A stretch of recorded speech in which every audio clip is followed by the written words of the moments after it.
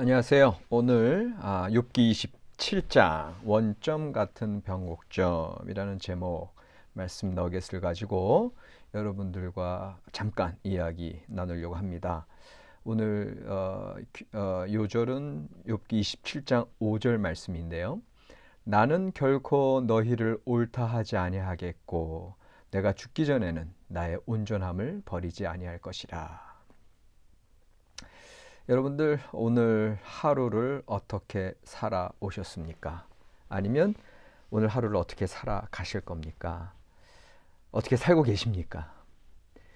여러분들 삶이라고 하는 거 반복입니다. 오늘 이제 하루를 시작했잖아요? 많은 일들이 있잖아요? 근데 그 하루 일과를 마치고 다시 오늘 하루를 시작한 그 자리로 돌아오게 되지요. 여러분들 중요한 건 그런데 여러분들은 그대로입니까? 아니면 변화가 있습니까? 오늘 말씀 너겟 제목이 이제 원점 같은 변곡점인데 우리는 늘상 똑같은 자리로 돌아오는 것 같은데 원점인 것 같은데 그게 변곡점이 된다면 우리 인생은 의미가 있게 되겠죠. 오늘 욥기 27장은 이제 새 친구와의 대화가 마무리되는 마지막 장입니다. 이제 28장으로 넘어가면 지혜 묵상시가 나오고 그리고 이제 그 뒤에 29, 30, 31장 그 세 장에 걸친 욥의 최후 법정 진술이 발언이 나옵니다. 그러니까는 그런 면에서 오늘 27장이 이제까지의 이제 욥이 새 친구의 대화 가운데 이제 마무리하는 그런 장이고 이제 그 장에서 여전히 주장하는 바는 앞서서 욥이 이야기한 것과 다를 바가 없는 자기 의에 대한 주장입니다. 자기의 의로움, 무고함.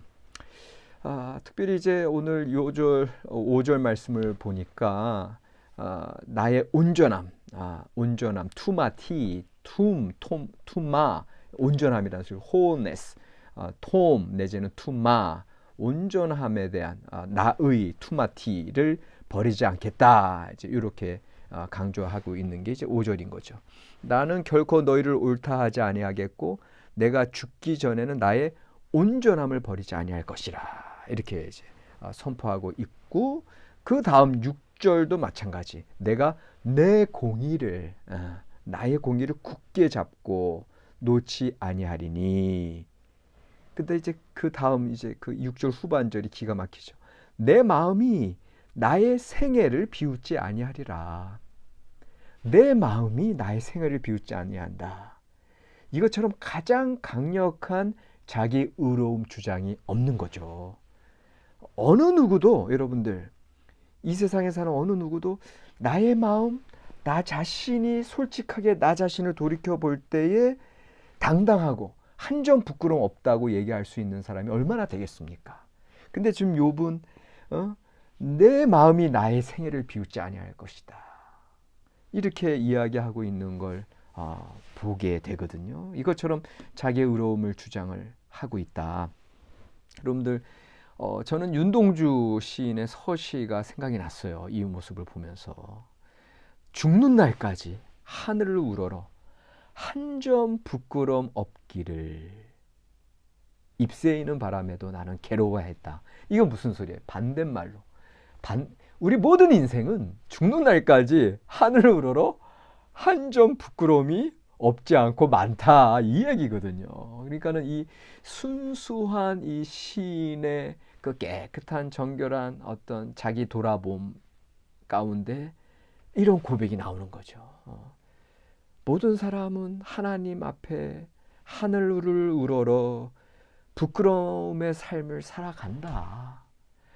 그렇기 때문에 간절하게 한 점 부끄러움 없기를 소망하는 게 모든 인생의 소망인데 지금 욥은 자신은 이미 윤동주 시인이 그렇게 이상향으로 인생에 있어서 이상향으로 바라본 그 삶의 경지를 욥은 지금 이미 살아가고 있는 거거든요.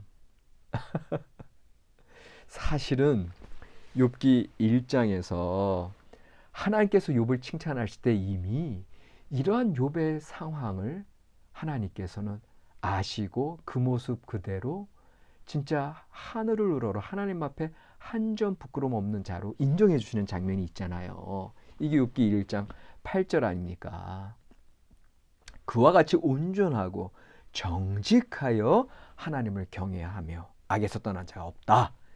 이거는 바로 이시탐, 그러니까는 그와 같이 이탐, 투마, 온전한 자. 이건 이미 하나님께서도 인정하신 거고요. 그래서 제가 이게 원점이라고 얘기하는 이유가 이미 하나님께서 1장부터 얘기하시고 지금 새 친구와의 그 치열한 논쟁 가운데 이제 끝나는 마무리되는 27장까지도 여전히 온전한 이시탐, 온전한 자의 모습, 하늘 우러러 한 점 부끄러움 없는 자의 모습으로 여전히 욥은 서 있는 거예요. 욥은 지금 여전히 원점에 있어요. 그런데 제가 변곡점이라고 말씀드리는 이유는 뭐냐 하면 이 7절에서 23절이에요.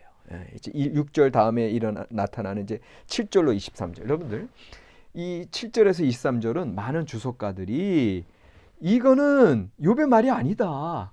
오히려 소발의 세 번째 발언이 없는데 이거는 소발의 발언이 잘못 편집돼서 지금 욥의 발언으로 붙어 있는 거다. 이렇게 얘기한단 말이에요. 아니요. 제가 보기에는 여전히 욥의 말이에요. 그런데 왜 학자들이 이걸 욥의 말이 아니라 소발의 발언이라고 얘기하냐 하면은 악인의 운명을 얘기하고 있어요.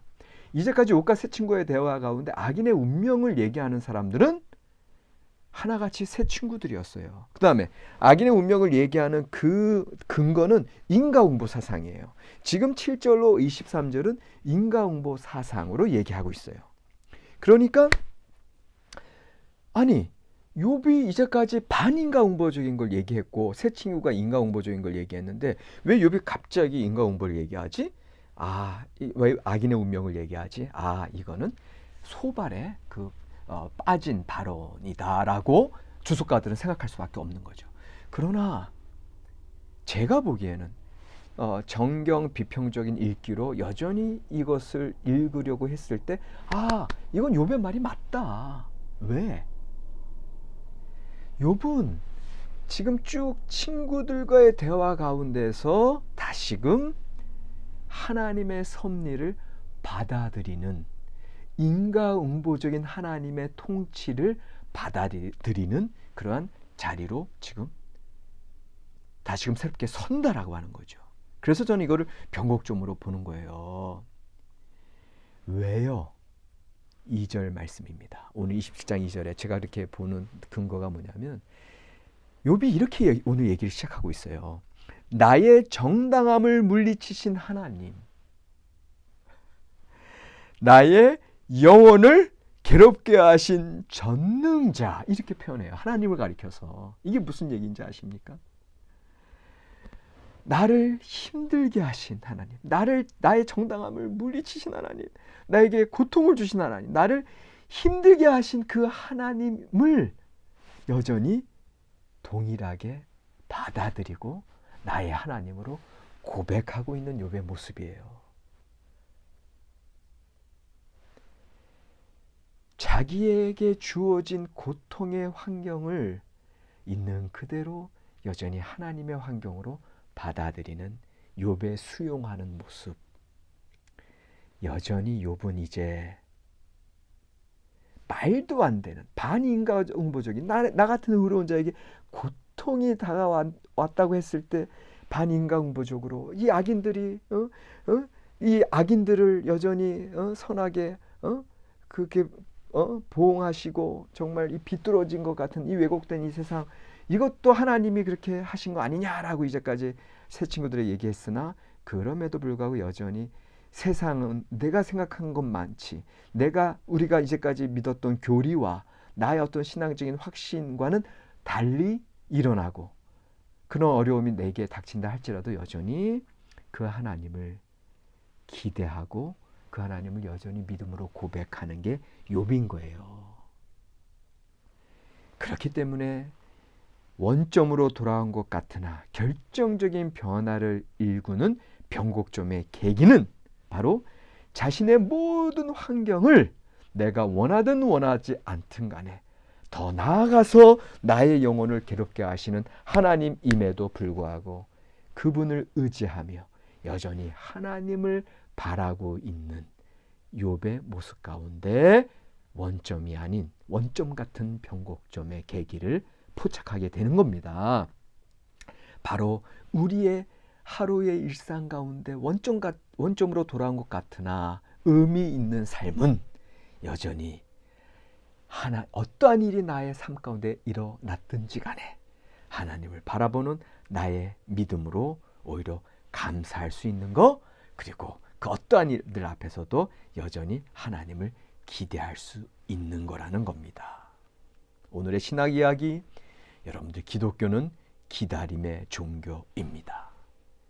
그런데 우리가 그 기다림을 어떻게 예수님의 오심을, 재림을, 그리고 나의 지금 삶 가운데 나의 간절한 기도의 소원이 이루어지는, 그리고 나의 하나님 앞에 받은 그 약속이 결실되고 말씀이 성취되는 그 날을 우리가 어떻게 기다려야 되느냐. 욥과 같이 어떠한 일들 앞에서도 나를 부인하고 모든 것을 하나님이 주신 것으로 모든 순간 even 고통까지도 수용하면서 그렇게 똑같은 하루하루를 믿음과 소망으로 주님을 기대하며 살아가는 거죠. 하나님의 응답을 그 하나님의 때에 이루실 그날을 바라보며 인내하며 참으며 살아가는 거죠. 그것이 오늘날의 우리 기독교인들의 신학 이야기가 아니겠습니까? 오늘의 적용, 하루 일정을 마치고 제자리로 돌아오셨을 때 아니 이놈의 인생 늘 반복이고 이 목구멍이 포도청이고 그렇게 환경에 얽매여서 살아가는 삶이 아니라 더 오히려 삶의 반복, 의미 없는 반복 내지는 어떤 면에서 더 나빠진 삶이 아니라 오히려 순간순간 감사하고 주님 바라보고 오히려 변화의 계기로 전진하는 나의 삶으로 어떻게? 하나님의 섭리를 있는 그대로 바라보고 받아들이고 감사하고 기대하는 삶으로 그렇게 하나님 앞에 의미 있는 하루하루를 창조해 가시는 저와 여러분들이 되시기를 바랍니다. 감사합니다.